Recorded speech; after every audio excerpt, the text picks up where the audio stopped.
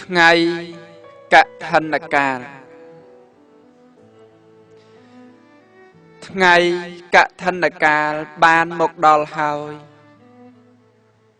អ្នកគុំកន្តើយប្រុងប្រៀបរៀបចំសម្ពួតចៃវរបរិខារួមផ្សំប្រសើរឧត្តម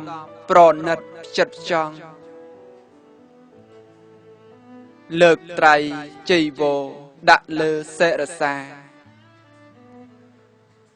ព្រោះតែជ្រះថ្លាចំពោះព្រះសង្ឃដែលប្រទក្សិណ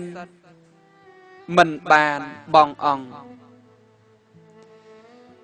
ឆ្ពោះមុខដំរងចូលខណ្ឌសីមា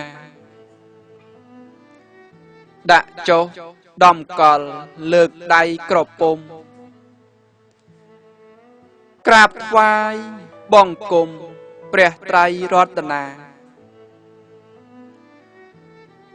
ឧទ្ទិសចំពោះលើកដាក់ហត្ថាបញ្ចេញ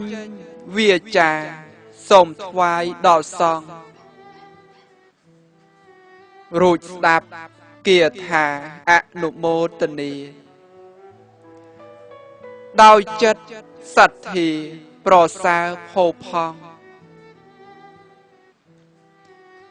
ហើយឧទ្ទិសទាន